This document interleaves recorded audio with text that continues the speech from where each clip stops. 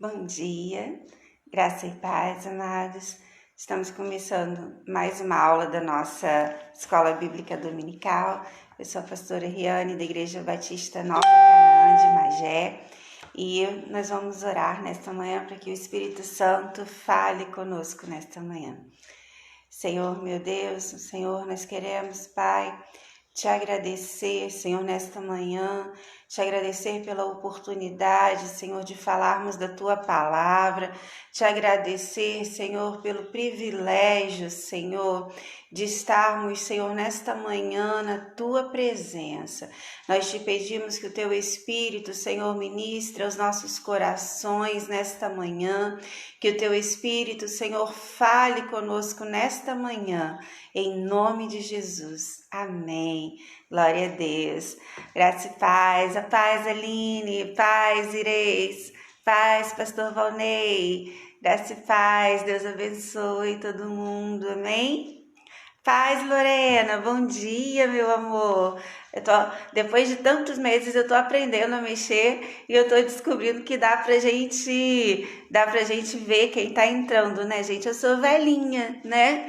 Em agosto eu faço 45 anos, né? Será que já vai dar pra gente fazer alguma coisa, né? Mas eu tô velhinha, agora eu tô descobrindo que dá pra gente cumprimentar as pessoas por aqui. Bom dia, gente!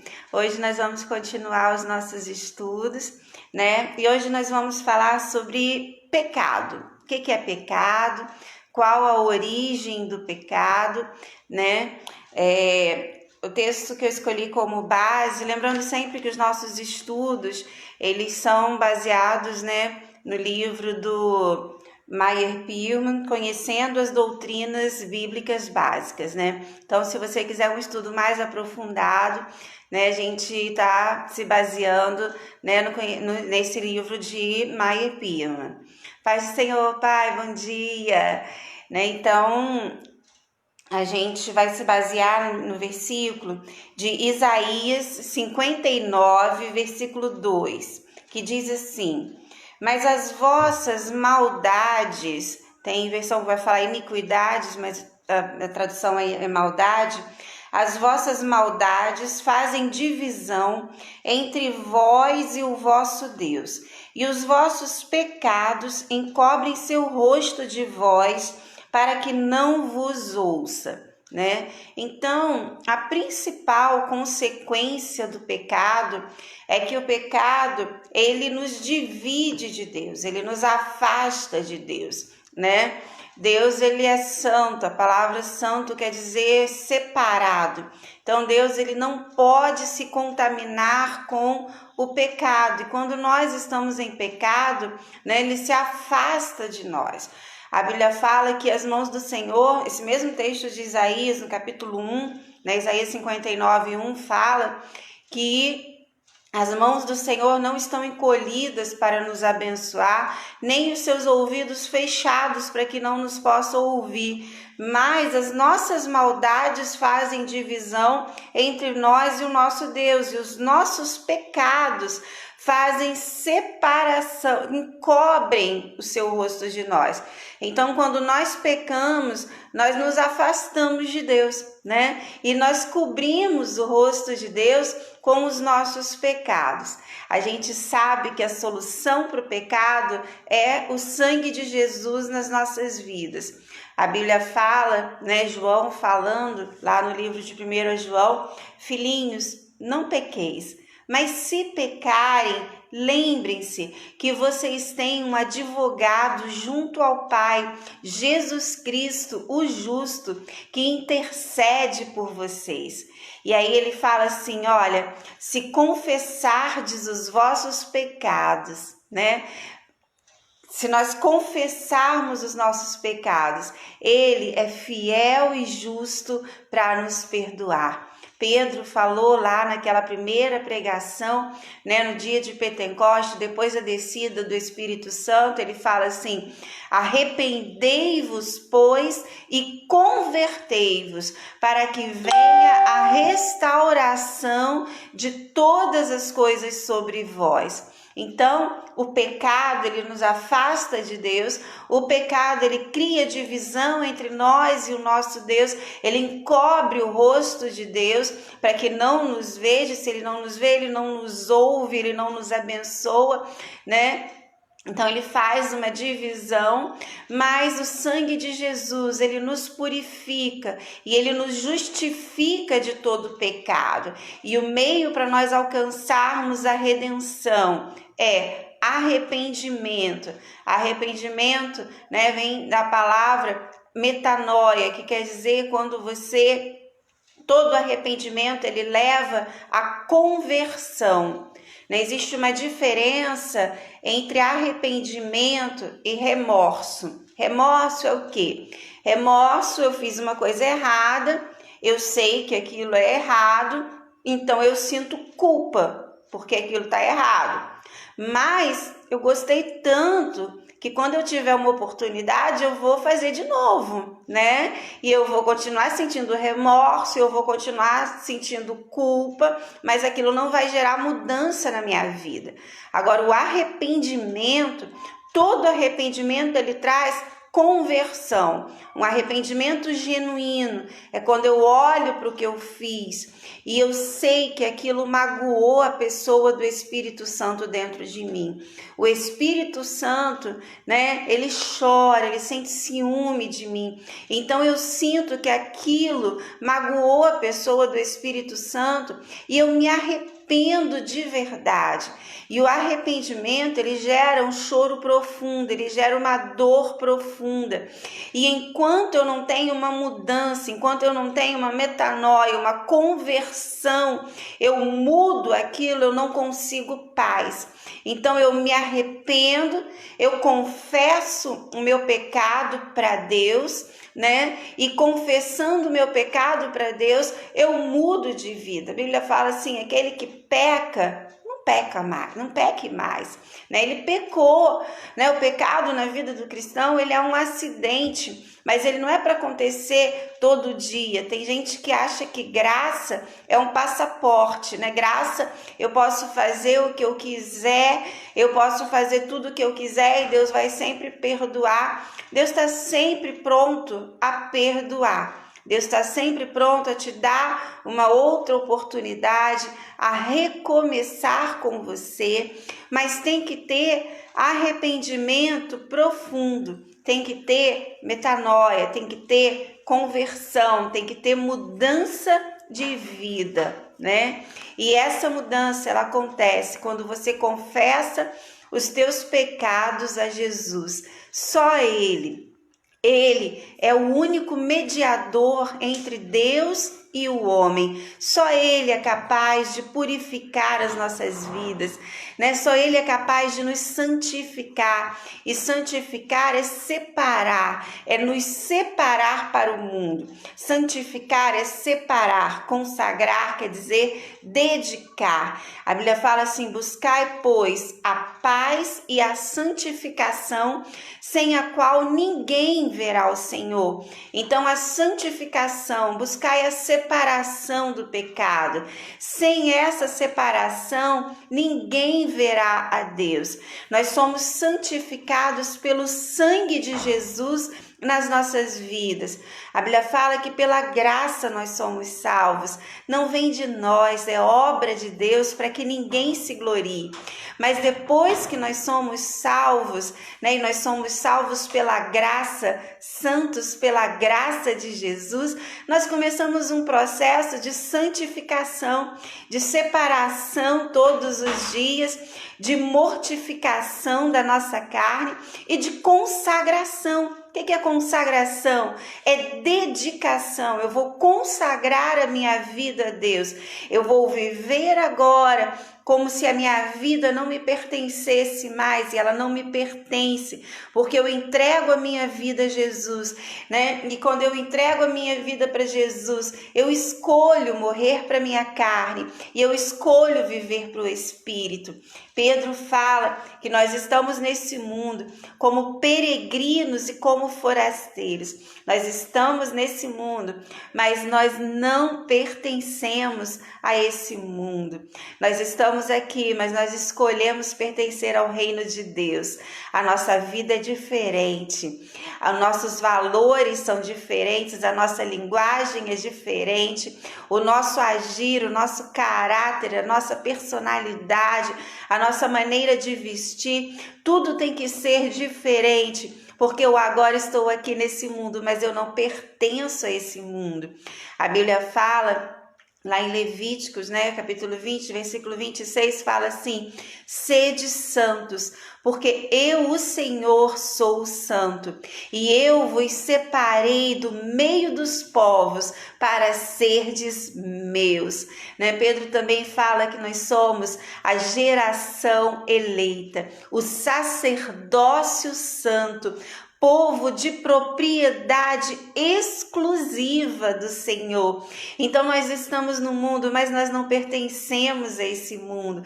Nós não fomos chamados para uma vida de maldade, para uma vida de pecado.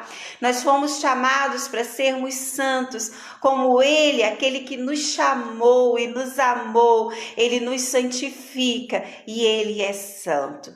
E qual a origem do pecado? Se você quiser anotar para você ler depois, lá em Gênesis 3, nós temos todos os pontos chaves que caracterizam a história espiritual do homem. Primeiro, começa com a tentação. Deus, ele fez Adão e Eva, e ele colocou Adão e Eva no jardim do Éden, e ele fez apenas uma restrição para Adão e Eva: não comer do fruto da árvore do bem e do conhecimento, do bem e do mal.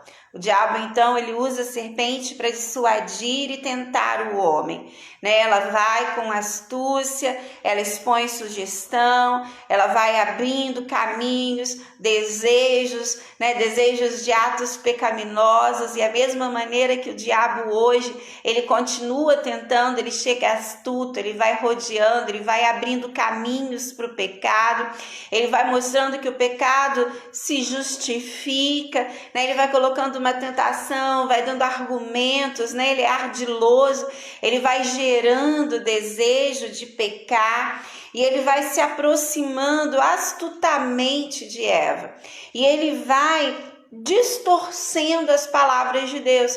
Uma das grandes maneiras do diabo nos tentar é que ele distorce a palavra de Deus. As maiores heresias que nós temos, elas são baseadas no que a Bíblia não fala, mas numa distorção do que a Bíblia fala. Versículos muitas vezes isolados, com interpretações que não são bíblicas, elas geram heresias.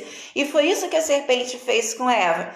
Ela começou a distorcer as palavras de Deus, foi semeando dúvidas, foi semeando suspeitas quanto à bondade, quanto à retidão, quanto à santidade de Deus. E nos dias atuais, o diabo, ele continua insinuando, enganando e chegando com aparência de luz. Tem gente que acha que o diabo vai chegar com chifre de diabo, com garfo de diabo, com aparência do diabo, com cheiro de enxofre e tudo. Não. O diabo chega com aparência de anjo de luz. Parece que ele está trazendo uma bênção. Ele vai insinuando, ele vai tentando enganar, ele vai distorcendo a palavra de Deus. Mas a Bíblia diz que pode chegar um anjo na tua frente com aparência de anjo de luz. Se ele disser alguma coisa que não está contida na palavra de Deus, seja ele anátema, que seja duplamente amaldiçoado. Muitas vezes nós caímos nas tentações do diabo, nós acreditamos nos falsos mestres, nos falsos cristos, como a palavra nos adverte que surgiriam nos últimos tempos. Nós caímos na conversa deles porque nós não conhecemos a palavra, nós não manejamos bem a palavra de Deus. Então nós caímos nas ilusões dos falsos cristos, dos falsos mestres, porque não conhecemos a palavra de Deus.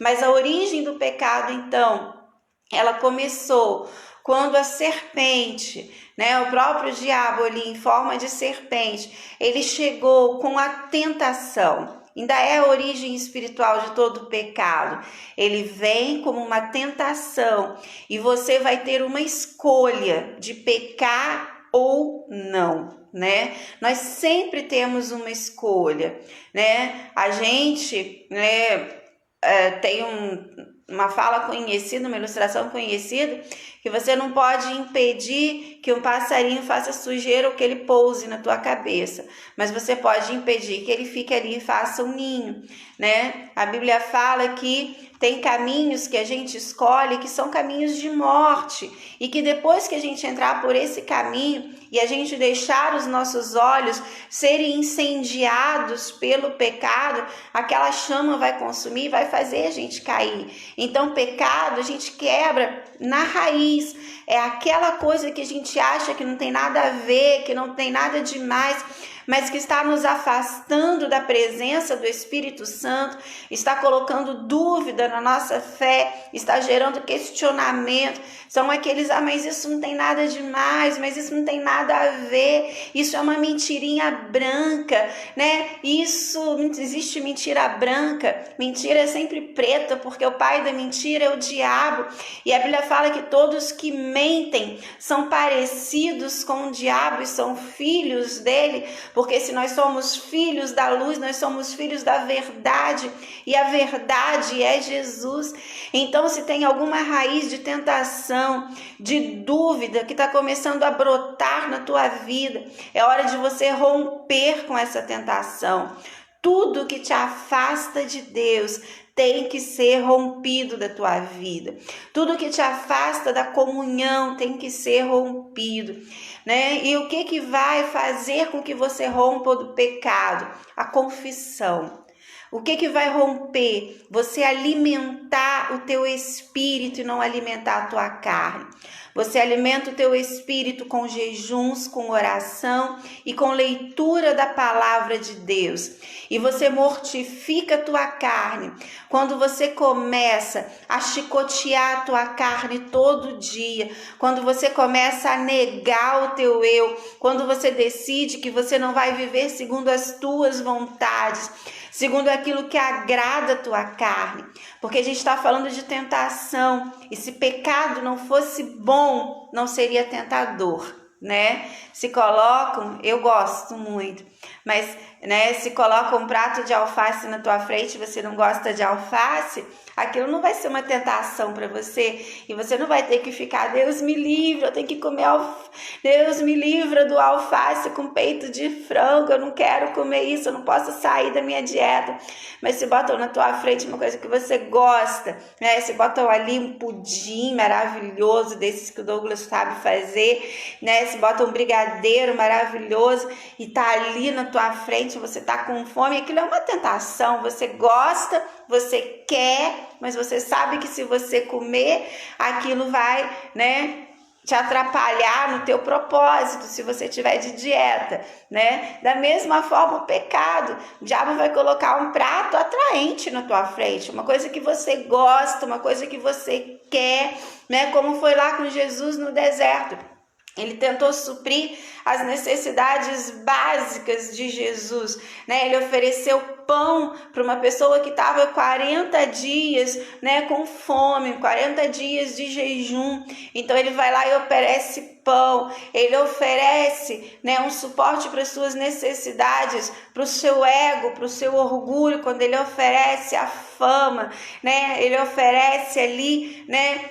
Ele vai de encontro às necessidades, né, do ser humano, porque Jesus era 100% Deus, mas era também 100% homem, então ele foi tentado como homem, ele tinha necessidades de homem, e o diabo vai de encontro ao que ele necessitava no momento, ao que ele precisava, ao que ele queria, ou ao que ele, na sua essência como homem, podia desejar, na sua vaidade, no seu orgulho, no seu ego, que nós humanos estamos sujeitos a isso.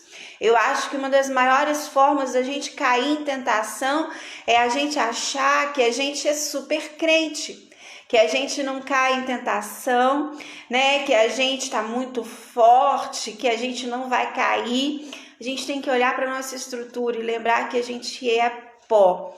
Jesus, quando ele estava no deserto, mesmo ele sendo Deus, mesmo ele sendo um homem em quem não se achou pecado nenhum, não se achou nenhuma mácula, ele repreendeu o diabo com a palavra de Deus.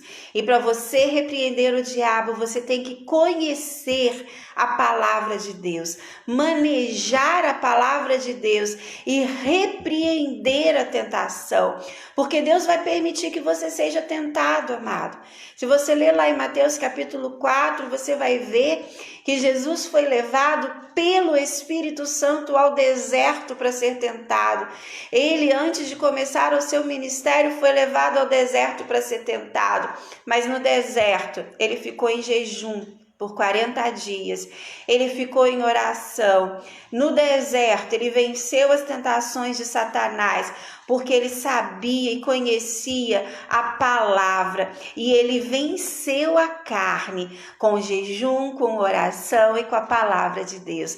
E ele, então, depois do deserto, ele saiu, né? E a Bíblia fala que ele começa ali o seu ministério de sinais, de milagres e de maravilhas. Amém? Mas Adão e Eva não venceram a tentação, eles pecaram.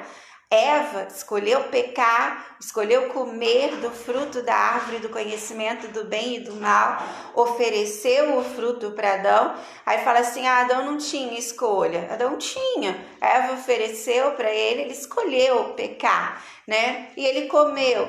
Então o homem, ele cede à tentação e ele cai em pecado, né? Então vem a tentação, vem a queda e depois da queda vem a culpa. Depois do pecado surge a consciência culpada.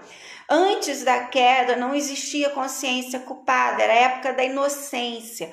O homem tinha total comunhão com Deus, ele não tinha consciência de pecado, ele não tinha consciência de culpa. Quando uma criança, quando nasce, ela não tem consciência de pecado, ela não tem culpa. E esse sentimento de culpa, ele fez com que o homem tivesse medo de Deus. Os olhos humanos foram abertos, infelizmente, para a culpa, para a condenação, e eles começaram a ter um sentimento muito ruim, um sentimento de medo, né? A comunhão foi interrompida. Eles tiveram consciência de que eles estavam nus. Romanos capítulo 7, do versículo 14 ao 24, fala que a carne venceu o espírito. E ali começou a luta que a gente vive até hoje. A luta entre a carne e o espírito. Assim como a percepção da nudez é a consciência, né? É o sinal da consciência, né, culpada, foram feitas roupas para tapar a nudez, para cobrir o pecado, né? Então, da mesma maneira, quando nós pecamos, nós temos a consciência do pecado, nós temos a culpa, o remorso do pecado. E do mesmo jeito que eles fizeram roupas para cobrir a sua nudez, nós começamos a apresentar desculpas. Senhor, eu fiz, mas também a circunstância era essa. Eu fiz, mas também eu estava assim, eu estava assado, minha vida estava assim, estava acontecendo isso. E nós começamos a apresentar desculpas para cobrir a nossa culpa e o nosso próprio pecado. E aí, quando a presença de Deus veio na viração do dia, eles ouviram a voz de Deus e eles se esconderam da presença de Deus. O instinto humano, através da natureza do pecado, que todos nós herdamos de Adão, porque uma das grandes consequências do pecado é que todos os descendentes de Adão nasceram pecadores, descendentes do pecado original, com essa semente. Então nós temos esse pecado original dentro de nós. A Bíblia fala que todos pecaram e destituídos foram da glória de Deus. A Bíblia fala que por um só homem entrou o pecado no mundo e através dele todos os seus descendentes, todos nasceram pecadores. E nós nascemos com esse instinto, que quando nós pecamos, nós nos sentimos culpados e nós fugimos de Deus. E quanto mais nós fugimos de Deus, nós nos afastamos de Deus. E nós tentamos cobrir os nossos pecados com a roupagem da desculpa, né? Mas isso é culpa, isso é remorso. O arrependimento que nós temos em Jesus, quando o Espírito Santo ele nos convence do pecado e da justiça, ele não nos afasta de Deus, mas ele não gera culpa, ele não gera desculpas, mas ele gera arrependimento. E arrependimento é uma confissão sincera. Eu pequei, como Davi falou, contra ti, somente contra ti eu pequei, sem desculpas, sem justificativas, mas assumindo que eu fiz, eu pequei. Mas se eu confessar os meus pecados, ele é fiel e justo para me perdoar. E o sangue de Jesus vai me purificar de todo pecado. E diferente da culpa e do remorso que me leva a esconder o meu pecado com roupas de desculpas e de justificativas, o arrependimento em Jesus, ele não me faz fugir da presença e me afastar cada vez mais como fez com Adão e Eva, mas o arrependimento, ele me aproxima de Deus. E então o sangue de Jesus, ele me purifica.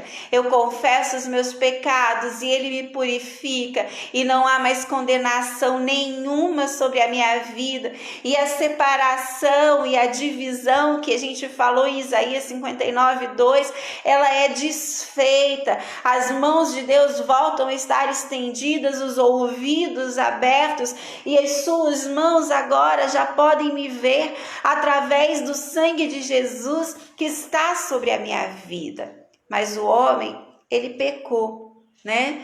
Ele foi tentado, a tentação fez, ele escolheu pecar, houve a queda original, a queda gerou culpa, a culpa gerou medo de Deus, o medo de Deus fez com que o homem apresentasse desculpas para Deus e fez com que o homem se cobrisse a sua nudez, trouxe consciência de pecado e fez com que o homem fugisse de Deus. E aí veio o juízo. Porque todo pecado, ele traz em si um juízo, ele traz em si uma condenação. A não ser pelo sangue de Jesus, o salário do pecado, ele é a morte. Mas graças a Deus, que se pelo primeiro Adão entrou o pecado no mundo, pelo segundo Adão em Jesus, nós somos resgatados, redimidos, justificados, e nenhuma condenação há sobre as nossas vidas. Mas sobre o pecado original veio o juízo sobre a serpente. A serpente foi amaldiçoada mais do que qualquer besta. Ficou amaldiçoada a andar sobre o seu ventre e a comer o pó todos os dias da sua vida. Porém, a maior punição foi que um dia nasceria que esmagaria sua cabeça. No próprio capítulo 3 de Gênesis está, a primeira promessa que diz respeito a Jesus, que do ventre da mulher nasceria que esmagaria a cabeça da serpente. O juízo contra a mulher, foi multiplicada a sua dor de concepção, o seu desejo foi subordinado ao marido, assim como passou a ser dominada por ele. O juízo sobre o homem foi-lhe imposto que teria que viver do fruto do seu trabalho e que a terra que viveria seria amaldiçoada. Eles foram expulsos do paraíso. Eles foram obrigados a viver longe da presença de Deus. Eles foram obrigados a viver longe do paraíso. Eles perderam a imagem e semelhança de Deus. Lembra que a gente falou semana passada que no homem foi soprado fôlego de vida das narinas, nas suas narinas por Deus, e que esse fôlego de vida era o próprio Espírito, a partícula de Deus dentro do homem, e que essa partícula de Deus, eles são os atributos morais de Deus, a imagem e semelhança de Deus. O homem foi criado para amar como Deus ama, para ser bom como Deus é bom, para ser justo, para ter paz, né? Para ser bondoso, para ser benigno como Deus é. Mas quando Adão peca, ele perde a imagem e semelhança, ele perde a comunhão com Deus, ele é expulso do paraíso, ele não pode mais ter aquela conversa com Deus na viração do dia. E então ele vai viver numa terra longe de Deus. Ele vai viver longe da presença, longe da comunhão. Ele vai viver num mundo que jaz do maligno. Ele vai ter que comer do suor do teu trabalho. Ele vai ficar então com o seu corpo sujeito a enfermidade, sujeito a dores, sujeito a sofrimentos, sujeito a duas mortes, a morte espiritual. O seu espírito é morto quando ele se afasta de Deus, e há também a morte do corpo físico. Deus não criou o homem para morrer, Deus criou o homem para viver com ele no jardim do Éden. Deus criou o homem para viver sem dor, sem sofrimento, sem choro, sem enfermidade, né? Mas o homem escolheu cair na tentação colocada pelo pecado. O homem escolheu cair, o homem escolheu ficar na culpa e se esconder da presença. Então o homem vai viver no mundo e agora o seu corpo é falível, o seu corpo é sujeito à enfermidade, à dor, a choro, a sofrimento e à morte. Tem gente que fala, foi o diabo que colocou essa doença na minha vida, foi o diabo que colocou aquela doença, foi o diabo. Quando você quiser culpar alguém pela doença, você culpa Adão e Eva, porque Adão e Eva escolheram pecar, expulsos do paraíso. Seu corpo então foi sujeito à morte, sujeito à enfermidade, né? E sujeito aos sofrimentos. Nós temos dois culpados pelas doenças, né? Pecado original, o pecado de Adão e Eva, que fez com que esse corpo fosse falível, e nós mesmos somos culpados pelas nossas doenças, porque nós somos templo do Espírito Santo, nós somos, né, habitação do Espírito Santo de Deus, e quando nós não cuidamos dessa casa terrena, nós ficamos sujeitos a enfermidades, sujeitos a tantas doenças que têm origem, porque nós não tratamos bem ao nosso corpo, que é templo do Espírito Santo de Deus. Então esses foram os juízos sobre o pecado, né? Isso é uma coisa muito interessante para a gente pensar, que tem muita gente que fica colocando a culpa da doença em muitas outras coisas, né? Mas a culpa da doença é do pecado original, a culpa da morte é do pecado original. O diabo, ele não tem poder para tirar a vida de ninguém. Lembra, até o anjo da morte que passou lá para matar os primogênitos, ele era um anjo enviado por Deus. Só quem é o dono da vida e da morte é Deus, né? E o que originou a morte foi o pecado original. E por isso a Bíblia fala que a todo homem é dado morrer uma vez. Esse corpo humano, essa casa terrestre, um dia ela vai se desfazer por causa do pecado do primeiro Adão. Mas o segundo Adão, Jesus, ele nos traz a ressurreição e a vida. E aquele que está nele, ainda que esteja morto, viverá. E a certeza é que se ele ressuscitou um dia, nós também ressuscitaremos juntamente com ele. E teremos um corpo glorificado, assim como ele teve. E viveremos com ele eternamente. Qual foi a redenção do pecado? Né? Então, a doença, a morte, a separação, né? A perda da imagem, da semelhança, o trabalho, as dores do parto, né? Tudo isso foi consequência do pecado, foi o juízo sobre o pecado. Mas qual foi a redenção?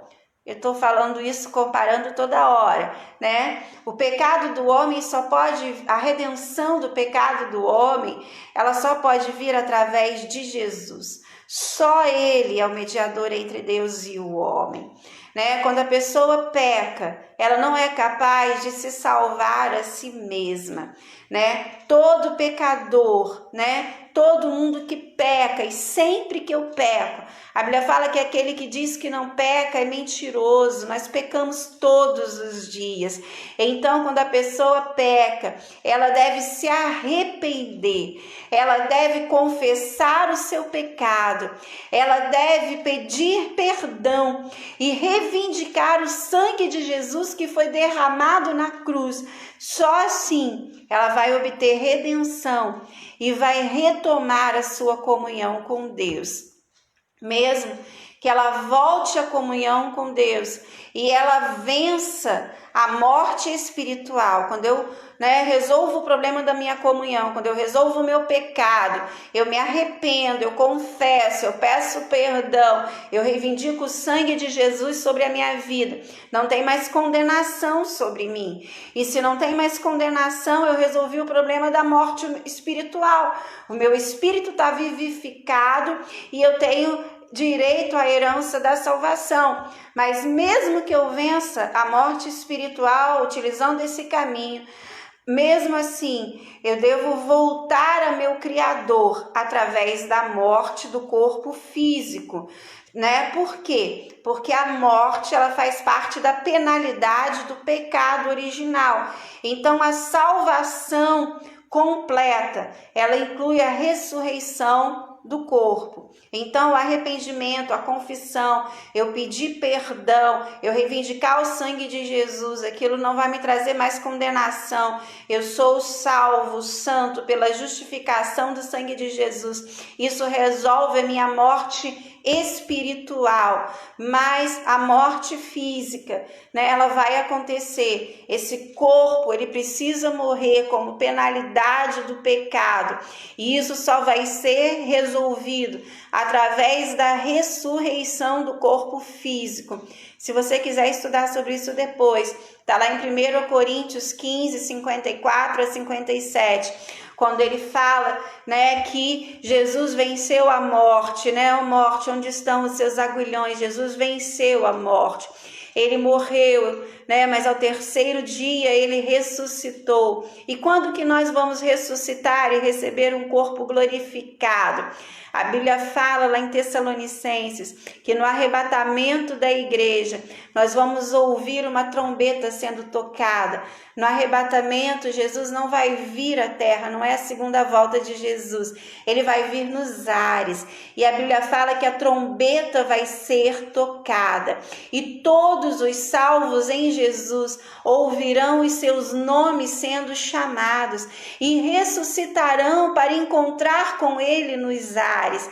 E aí a Bíblia fala que primeiro os que morreram em Jesus vão receber os seus corpos glorificados. Vai ser aquela hora em que os mares vão entregar os seus mortos, a terra vai entregar os seus mortos, e todos aqueles que estiverem vivos, salvos em Jesus, também vão receber todos juntos um corpo glorificado como Jesus recebeu, e subirão e encontrarão com ele nos ares e comemorarão com ele as bodas do Cordeiro. Amém? Então, quando que você vai vencer a morte física? Quando? No arrebatamento da igreja, todos vão ressuscitar e receber um corpo glorificado, um corpo que nós vamos viver com ele eternamente com Jesus. Qual a natureza do pecado? Como que o pecado é descrito na Bíblia? A palavra pecar significa errar o alvo. O pecador erra o alvo. E qual o nosso alvo? O nosso alvo é Jesus. É achado em falta a ser pesado na balança. Lembrando, gente, que eu erro o alvo quando eu erro e quando eu também deixo de acertar. Então, pecar não é só não fazer as coisas erradas. Tem gente que acha assim, poxa, eu não bebo, eu não fumo, eu não adultero, eu não roubo, eu não mato, então eu não peco. porque eu não estou errando o alvo. Mas errar o alvo é você não estar ali direcionado para Jesus. Jesus não ser o centro da tua vida. Então, quando eu deixo de obedecer e fazer a vontade de Jesus, eu também estou errando o alvo. Quando eu não estou mortificado para minha carne, eu não digo como Paulo, agora não vivo mais eu, mas Jesus vive em mim, eu também estou errando o alvo e eu estou pecando. Então, pecar não é só você fazer a coisa errada. Você deixar de fazer a coisa certa também é errado, né? Eu costumo dizer que Jesus, ele não aceita, às vezes a gente acha que basta fazer 99% da vontade de Deus. Não, 1% você já está errando o alvo. Você tem que ser 100% Jesus. 100% ele tem que ser o alvo da tua vida, ele tem que ser a tua meta, ele tem que ser o teu objetivo. Teu objetivo tem que ser estar sepultado juntamente com ele, ter o seu eu crucificado, de modo que resplandeça a tua imagem como num espelho, a glória de Jesus na tua vida, que as pessoas possam ver Jesus através de você, que você possa ser, né, ali, porque quando você aceitou em Jesus, a imagem e semelhança, ela foi restaurada na tua vida. Agora você é luz do mundo, você é sal da terra, você reflete a imagem de Jesus, e quando as pessoas olharem para você, elas têm que ver a luz de Jesus, elas têm que ver o linguajar de Jesus, e as palavras de Jesus, elas trazem vida. As palavras de Jesus, elas têm autoridade, elas têm poder, e assim tem que ser você. Esse tem que ser o alvo. Agora não vivo mais eu, mas Cristo vive em mim. Compreende que o significado de pecar é muito maior, né? Não é um esforço nosso somente, mas é o milagre de morrer e nascer de novo e ser nova criatura em Jesus, né? Paulo fala que nós nos esquecemos das coisas que para trás ficam e nós prosseguimos para o nosso alvo, e o nosso alvo é Jesus, sempre. A Bíblia também fala em Mateus 6,12 que o pecado é uma dívida. O homem, ele deve a Deus a guarda dos mandamentos de Deus. Todo pecado cometido é uma contração de dívida, e a única esperança do homem de obter redenção desta é através do sangue de Jesus. Então, toda vez que eu peco, eu estou assumindo uma dívida, e toda dívida tem que ser paga, e o salário do pecado é a morte. A Bíblia fala assim: não vos enganeis, porque de Deus não se zomba. Certamente aquilo que o homem semear, isso ele vai colher. A Bíblia fala que todas as coisas me são lícitas, mas nem todas me convêm, né? Tudo aquilo que você semeia, você colhe. E se você semeia pecado, o salário do pecado é o quê? É a morte. Então, se você está semeando pecado, você está colhendo morte. Às vezes você não sabe por que eu estou colhendo morte no meu casamento, morte nas minhas finanças, por que eu estou colhendo morte na minha vida espiritual, porque você está escolhendo semear pecado e você está contraindo uma dívida. E quando você contrai uma dívida, eu costumo dizer que você vai lá e assina uma promissória, né, de dívida, e essa promissória vai para a mão do diabo. E o diabo, a não ser pelo pecado, se você está em Jesus, o diabo não pode tocar na tua vida.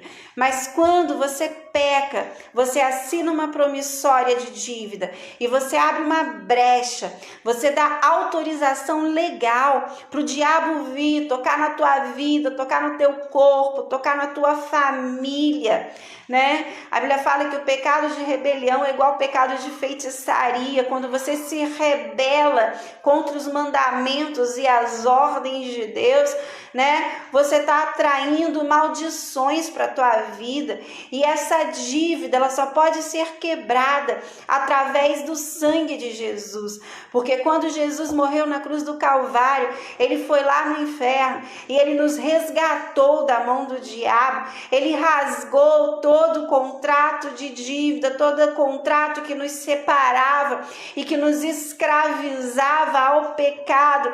Ele foi rasgado através do sangue de Jesus, mas tem que estar embaixo do sangue, tem que estar debaixo de santidade, tem que estar debaixo de perdão, tem que viver uma novidade de vida que foi para esta que Jesus nos chamou. Tem que começar a fechar as brechas e não achar que pode brincar com o mundo, brincar com o pecado, né? Que pode viver de qualquer maneira. Não, o sangue de Jesus, ele te justifica. O sangue de Jesus, ele te resgata, ele te reconcilia, mas ele também te regenera. Ele te faz nova criatura para viver uma vida longe do pecado, amém? E se você vive uma novidade de vida, se o sangue de Jesus está sobre a tua vida, não há mais dívida, não há mais condenação, não há mais culpa, porque ele pagou o preço do pecado e o diabo não pode tocar sobre a tua vida, amém? A Bíblia também fala em 1 João 3,4 que o pecado é uma desordem. O pecado é uma iniquidade.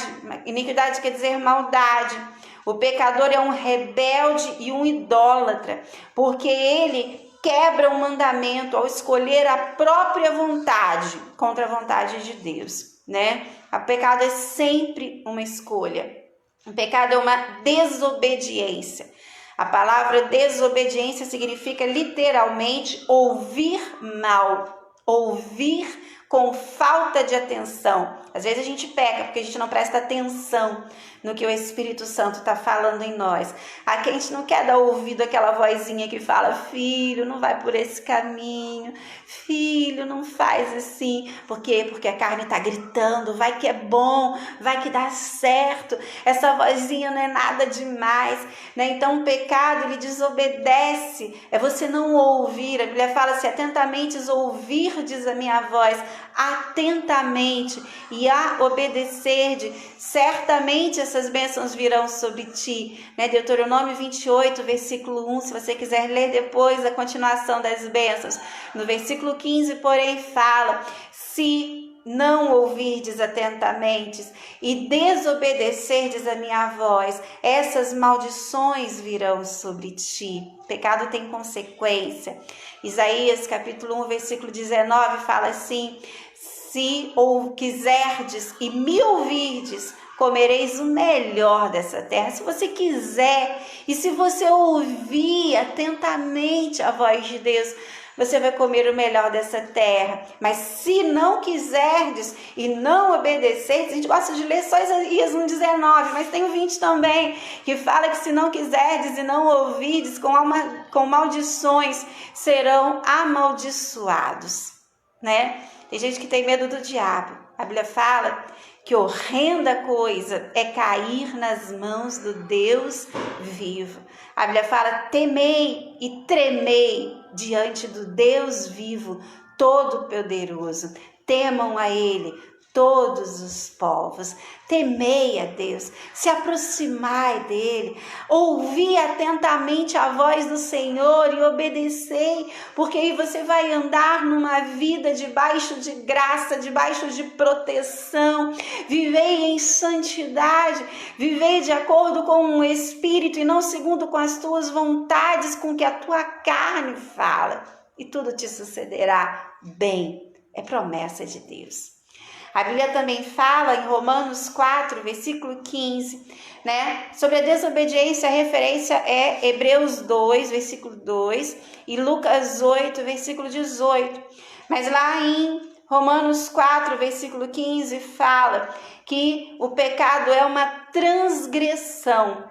Transgressão, ir além do limite. Os mandamentos de Deus são cercas que impedem um homem de entrar em território perigoso, né? Então, a gente tem um limite. A Bíblia fala que o anjo do Senhor, ele está ao nosso redor, ele nos cerca.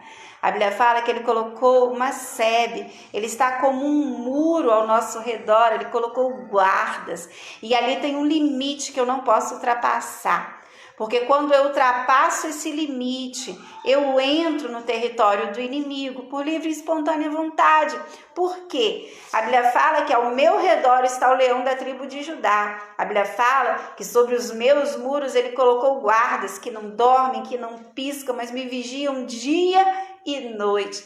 A Bíblia fala que o anjo do Senhor, ele está ao meu redor e ele me livra, está ao redor daqueles que o temem e ele livra, né? E é o mesmo texto que fala que 1000 podem cair ao meu lado, 10.000 à minha direita, eu não serei atingido, que praga nenhuma vai chegar ao meu acampamento, porque o anjo do Senhor, ele está sobre mim, porque o sangue de Jesus, ele está sobre a minha vida, ele está ao meu redor, mas ao meu derredor está quem? Está o capiroto, né? Está Satanás, está o demônio, está a antiga serpente. Ele está lá rugindo como um leão, buscando a quem ele possa tragar. Ele está lá mostrando as bandejas do pecado, mostrando, né, as tentações. E quando eu peco, eu estou transgredindo, eu vou fora daquele limite da proteção, eu transgrido os mandamentos de Deus, eu escolho desobedecer e eu ultrapasso o limite de proteção. E quando eu ultrapasso o limite de proteção, eu caio nas garras de quem? Daquele que está lá ao derredor, e aí ele acha, e se ele acha, ele traga. E a Bíblia fala que o diabo veio senão para matar, roubar e destruir. Mas graças a Deus que nós estamos em Jesus, porque ele veio para que a gente tenha vida e vida em abundância. Só nele tem vida em abundância.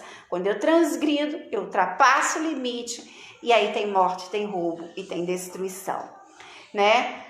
O pecado também, ele é descrito como queda. Lá em Efésios 1, versículo 7, fala que cair no pecado.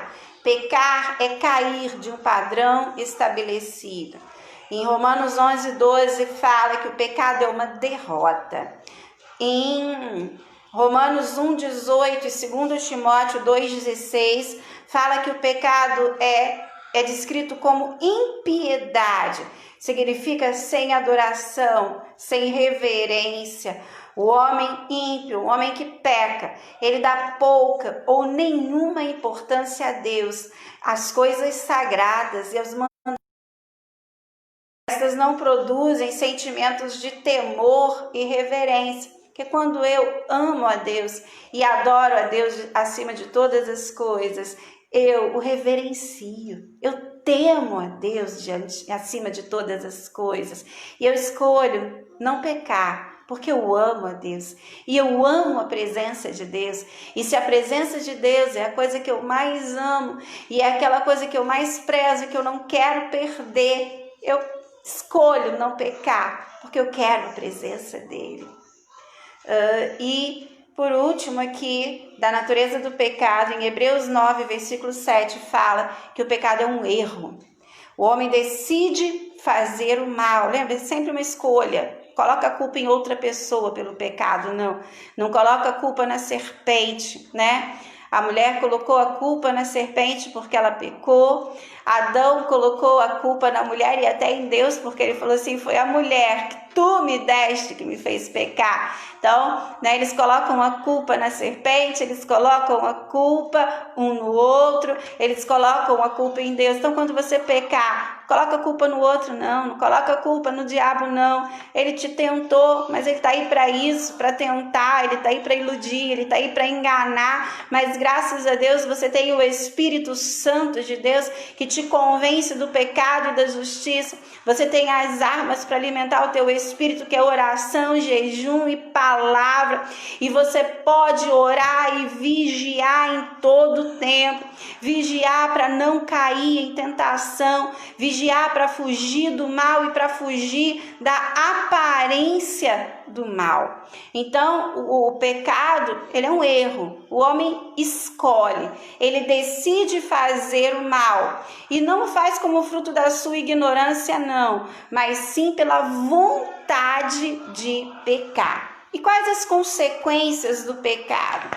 Primeira coisa é que o pecado traz fraqueza espiritual. O pecado, ele nos afasta de Deus, ele nos separa de Deus. E quando nós pecamos, nós ficamos com o nosso coração endurecido. Quanto mais nós pecamos, mais nós nos afastamos de Deus. E como é o Espírito de Deus que nos traz consciência do pecado, né? A Bíblia fala que é o Espírito que nos convence do pecado e da justiça. Ele nos convence de que nós somos pecadores, de que aquilo é pecado, mas ele nos convence também da justiça, e a justiça de Deus em nós é Jesus.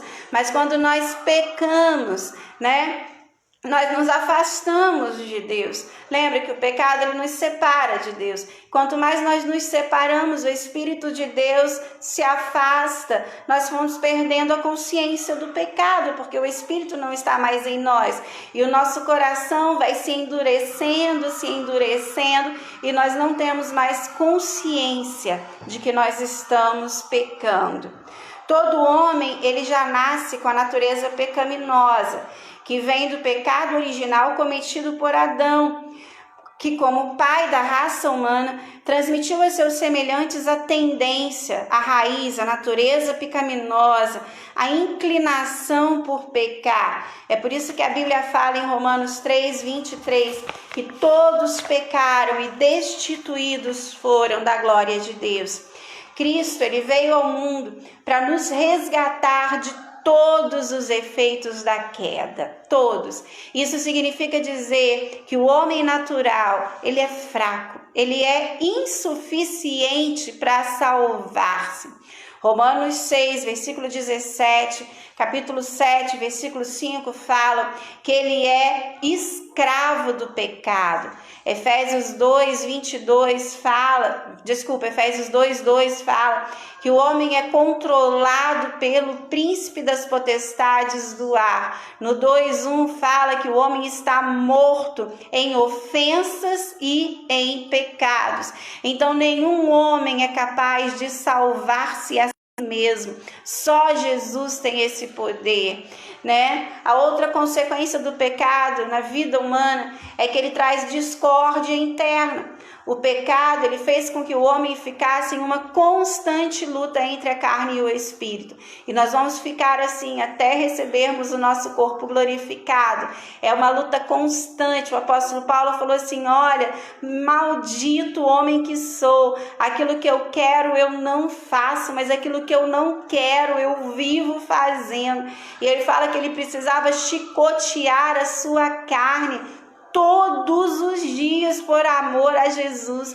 Então, né, lá em Gálatas 5, do versículo 16 ao 25, fala que nós vamos viver uma luta constante contra a carne e o espírito, até nós ressuscitarmos e recebermos um corpo glorificado que não vai ser mais sujeito ao pecado, né? E ela traz para o homem o castigo, né, que está lá em Gênesis 2, versículo 17, Romanos 6, versículo 23, né, que fala que o salário do pecado é a morte. O pecado não só gerou a morte física, mas ele gera a morte espiritual. João nos fala que os filhos de Deus, eles não vivem na prática do pecado, pois eles são nascidos de Deus e se porventura pecam, se arrependem, confessam o seu pecado a Deus, tem no céu um advogado, Jesus Cristo justo, junto ao Pai, que está intercedendo por eles, né? E para terminar, como é que fica o pecado na vida do crente, né? A Bíblia fala que todos nós ainda vamos viver uma luta entre a carne e o espírito. Aquele que diz que não peca, ele é mentiroso. Então nós temos que andar em vigilância. Mas nós fomos chamados para andar na luz. Você não foi chamado mais para andar nas trevas. Tem que ter um novo padrão na tua vida. E o padrão tem que ser a santificação, a separação do mundo. O seu prazer não está mais na lei do pecado. O teu prazer não está mais no mundo.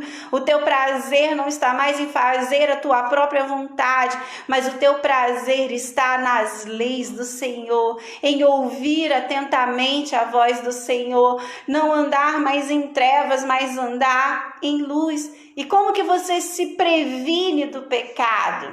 Você se previne através da palavra de Deus. A palavra é lâmpada para os meus pés, é luz para o meu caminho. Está lá em Salmo 119, versículo 11. A palavra de Deus, ela vai prevenir a tua vida contra o pecado. Você vai orar, você vai jejuar. Tem gente que acha que jejum é para adquirir bênção, jejum é para adquirir isso, é para adquirir aquilo. Jejum é para mortificar a tua carne e fortalecer o teu espírito. Porque às vezes você não consegue ouvir atentamente a voz de Deus, porque a tua carne está muito fortalecida. Sabe aquela história velha dos dois lobos, né? Que o lobo que você alimenta mais é o que vai vencer. Se você está alimentando mais a tua carne, você alimenta a tua carne com as obras da carne. Você alimenta com, né? A Bíblia fala lá que as obras da carne são, né, adultério, fornicação, feitiçaria, iras, desavenças, pelejas, heresias, glutonarias, bebedices, né? A Bíblia fala que, né, quando você alimenta a tua carne, né, aquele lobo ali vai ficar mais forte. Mas tem o outro lobo do espírito que você alimenta com jejum, com oração, com palavra, com presença de Deus. E naquela luta diária entre os dois lobos, a carne e o espírito, que você tiver alimentado mais, ele vai ganhar, obviamente, né? E, amados, o Espírito Santo, ele habita dentro de você. E é o Espírito Santo que te convence de que é pecado. É Ele que te mostra o pecado, mas Ele te mostra a justiça, que é Jesus. Ele te leva a se arrepender, confessar o teu pecado e mudar de vida. Né? Outra coisa que vai te prevenir contra o pecado é andar em vigilância. Foge do mal. Foge da aparência, foge dos lugares que te levam a pecar, foge das coisas que você sabe que são pecado na tua vida, né? Sabe, uma coisa que eu ouvi, né, quando eu comecei uma vez a fazer um tratamento para emagrecer, foi assim: olha, não se considera forte para não cair em tentação. Então, durante esse tratamento, você evita. Vai ter uma festinha lá, vai ter comida? Não vai na festa por enquanto, se você puder, né? Você pode escolher não ir a alguns lugares, porque você sabe que ali você vai ser tentado. E se você for tentado, é mais fácil de você cair. E eu sempre considerei que uma das melhores formas de eu não ceder à tentação é eu não ir aos lugares, né? Não sentar na roda dos escarnecedores. Não me colocar ali: eu tô ali, mas eu não vou cair em tentação, não. Eu tô ali, mas eu sou forte. Eu tô ali, mas eu não tô fazendo nada demais. Não senta na roda dos escarnecedores, não. Foge de lugares que te afastam da presença de Deus. Foge de situações que possam te levar a pecar. Sede sóbrios, vigilantes, né? A Bíblia fala pra gente ser simples como a pomba, mas tem que ser prudente, né? Como uma serpente. Tem que vigiar para não cair, né? Lembrando que o pecado, ele traz penalidade, ele traz perda da comunhão, ele traz morte física, ele traz condenação, ele abre brechas para o diabo tocar na tua vida. Mas 1 João 1,9 fala que o remédio para o pecado é confissão. Confissão é quem, Riane? Confessei-te o meu pecado a ti, né? É confessar a Deus. É confessar a Deus e saber que o sangue de Jesus é suficiente para perdoar os meus pecados. Então, né, é assumir como Davi foi confrontado pelo pecado dele, ele falou, Deus, ele não apresentou justificativa, ele não falou, pequei por causa disso, por causa daquilo, não. Pequei contra ti, somente contra ti eu pequei. E ele confessou os pecados dele. Ele disse que enquanto ele não confessou os seus pecados, os seus ossos envelheceram, né? Enquanto, né, a Bíblia fala que aquele que não confessa o seu pecado não prospera. Todo pecado não confessado é um pecado não perdoado. E então, enquanto eu não confesso o meu pecado, eu não prospero. Enquanto eu não confesso o meu pecado, eu não tenho paz. Enquanto eu não confesso o meu pecado, eu sinto dores físicas, emocionais, espirituais. Mas quando eu confesso meu pecado a Deus, o sangue de Jesus, ele me purifica de todo pecado e toda condenação, toda maldição que estava sobre mim, ela vai sobre ele lá na cruz do Calvário, e o sangue de Jesus, ele transforma a maldição em bênção. E a Bíblia fala que ainda que os meus pecados sejam vinho como escarlate, eles se tornam alvo mais que a neve. Se você tem um pecado que te traz morte, que te traz condenação, confesse agora o teu pecado a Deus. Dobre o teu joelho, confessa o teu pecado. Eu aprendi uma vez que a gente pode confessar o nosso pecado a Deus por atacado, né? Ou pode confessar a varejo. Confessar por atacado é como? É você chegar, Deus, eu peco o dia inteiro. Eu levanto de manhã, prego uma mentirinha, né? De repente, sei lá, você chega atrasado em algum lugar só porque você dormiu demais, e você chega, fala que o trânsito está ruim, que você estava passando mal, não sei o que, né? Escolhe mentir, depois você escolhe ofender alguém, gritar com alguém, né? E você vai pecando durante o dia todo. Aí chega de noite, você vai pecando a varejo, mas você vai, né, pede perdão por atacado. Você chega de noite e fala assim, Senhor, perdoa os meus pecados, perdoa as minhas faltas em nome de Jesus, amém. Isso não vale, né? Porque pecado tem nome, pecado tem hora, pecado tem contra quem você cometeu, né? Nós somos noivas, Jesus é o noivo, nós temos um relacionamento de comunhão, né? A Bíblia fala que quando eu peco, eu adultero contra o meu noivo. Você aceitaria que teu marido chegasse para você e falasse assim, te traí, me perdoa, aí vira as costas e vai embora? Não, você vai querer saber, né, da história completa, você vai querer conversar. Às vezes a gente faz isso com Deus, a gente peca o dia inteiro e chega, Deus, pequei. Quando você está pecando, a Bíblia fala que o pecado você está adulterando contra o teu noivo, traindo o teu noivo. Pequei, perdoa, tá? Aí vira as costas e vai embora. Não, pecado tem nome, você tem que chegar e falar, Deus, olha, aquela hora de manhã eu menti, Deus, eu estava errada, me perdoa. Depois eu ofendi aquela pessoa, Deus, eu gritei com aquela pessoa. Sabe, amados, a Bíblia fala que quantas vezes a gente vai cultuar Deus e Deus não aceita. A Bíblia fala que se você for cultuar a Deus e alguém tiver alguma coisa contra você, não é você ter alguma coisa contra alguém, não é você ter feito alguma coisa contra alguém, não. É se a pessoa tiver alguma coisa contra você e você vai oferecer o culto, Deus não aceita o teu culto porque as tuas mãos estão sujas de sangue. E fala que antes de oferecer o teu culto, você tem que ir pedir perdão àquela pessoa, né? Para restaurar a comunhão. Então, quando você está pecando, e você vai lá, dobra o teu joelho e você pede perdão a Deus e você confessa, Deus, aquela hora, Deus, eu menti, aquela hora eu gritei, eu ofendi, Deus, aquela hora, Deus, eu fiz aquilo, eu escolhi, cita um nome para Deus, né? Confessa o teu pecado para Deus, né? E muda de vida. E o processo de mudar de vida é muitas vezes você ir lá, ligar para a pessoa, mandar uma mensagem e falar assim, olha, eu pequei contra você, eu te ofendi, eu fiz mal contra você.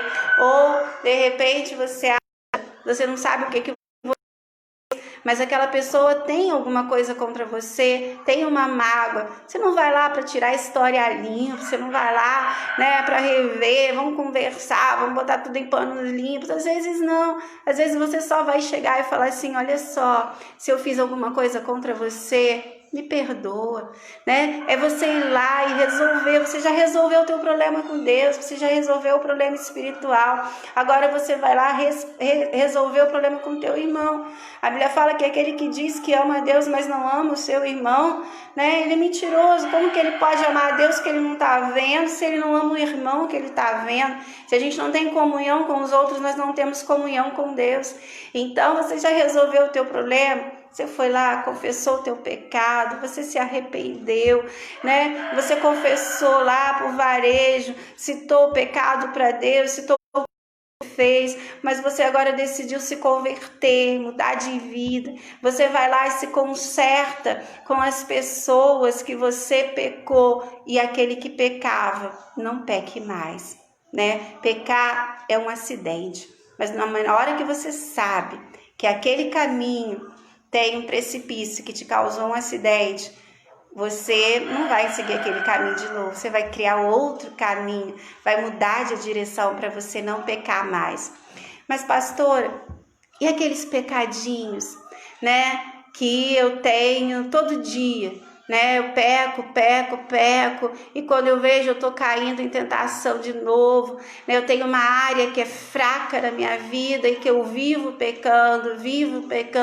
Tiago dá uma opção pra gente, né? Para perdão dos pecados, né? A Bíblia fala que somente confessar a Deus, me arrepender, né? O sangue de Jesus me purifica e resolve o problema do meu pecado. Mas a Bíblia que fala, né, que nós podemos confessar os nossos pecados uns aos outros para sermos curados. Então, se tem um pecado que você está confessando a Deus, está se arrependendo, você resolveu o teu problema com Deus. E toda vez que você se arrepender, confessar, você vai resolver o teu problema com Deus, né? Mas às vezes você quer ser totalmente liberto, porque isso está te escravizando e simplesmente você não consegue sozinho, né? Você precisa de um confessionário, de alguma coisa para perdão de Deus? Não, de maneira nenhuma. O sangue de Jesus é suficiente, mas às vezes você precisa de uma ajuda para ser curado, né?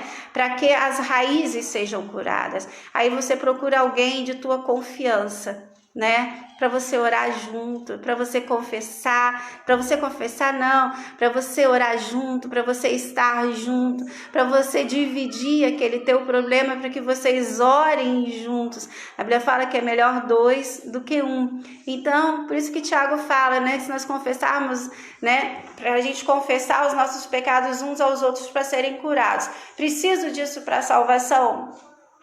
Não. Para livrar da condenação? Não, Jesus é o único mediador entre Deus e o homem, ele é suficiente. Mas às vezes tem um pecado que ali é o meu fraco, ali é que eu caio.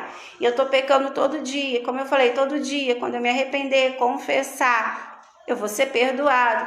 Mas aquilo está uma doença na minha vida. Então eu procuro alguém de confiança. Procuro o meu pastor, minha pastora, eu procuro um presbítero, uma pessoa de muita confiança que eu sei que não vai me julgar, que não vai me condenar, que não vai abrir aquela situação para ninguém, que vai guardar em sigilo, mas que vai estar ali comigo, orando junto comigo, para que eu seja curado. Amado, Deus tem um plano na tua vida. Deus tem um plano de paz e não de mal, para te dar o fim que você deseja. Esse plano passa por Jesus. O caminho é estreito, a porta é estreita, mas é um caminho que dá direito à salvação. É um caminho de vida eterna, é um caminho de vida e vida em abundância. Então, aceite viver Jesus na tua vida. Tenha Jesus como teu alvo principal. Aceite Jesus como seu Salvador. E se você já aceitou Jesus como Salvador, mas a comunhão foi quebrada através do teu pecado, entra no teu quarto agora. Dobra o teu joelho. Confessa o teu pecado a Deus. Se arrepende do teu pecado. Restaura a tua comunhão. Reivindica o sangue de Jesus sobre a tua vida. E a comunhão vai ser restaurada em nome de Jesus. A Bíblia fala que Ele continua te amando. Que ainda que você tenha sido infiel, Ele continua fiel. As promessas de Deus, elas continuam na tua vida. Amém? Deus abençoe o teu dia, Deus abençoe a tua semana. Hoje às 7h30 eu vou estar lá na Igreja Batista Nova Canaã. Se você quiser estar conosco, você pode estar. Nós estamos tendo culto presencial também, com todo o distanciamento, cadeiras distanciadas a 2 metros de distância, umas entre as outras. Só pode entrar na igreja com máscara, né? Nós estamos fazendo a asepsia de todas as pessoas, né? Das mãos das pessoas, liberando álcool em gel para as pessoas fazerem a asepsia das suas mãos. Mas nós sabemos que é uma época muito difícil ainda, a pandemia não foi embora, a pandemia está aí ainda. Então, se você preferir, né, ouvir o teu culto de casa, né, o culto vai ser transmitido online às 7h30 da noite, e a gente faz um pedido, né, se você é grupo de risco, se você tem mais de 60 anos, se você tem alguma comorbidade, se você tem hipertensão, se você tem alguma doença pulmonar, diabetes, ou crianças também, a gente pede por enquanto, né, por amor, por cuidado, assiste o culto de casa, assiste o culto aqui com a gente. Mas se você não faz parte de nenhum desses grupos e quiser participar conosco, obedecendo o limite de pessoas, né, o distanciamento social, você vai ser bem-vindo com a gente também. Amém? Senhor, abençoe o teu dia, que o Senhor te abençoe, que o Senhor te guarde, que o Senhor te dê a paz. E que o amor de Deus, a graça do nosso Senhor Jesus Cristo e as doces consolações do Espírito Santo estejam com todos e com todos permaneçam agora e para sempre. Amém. Deus te abençoe.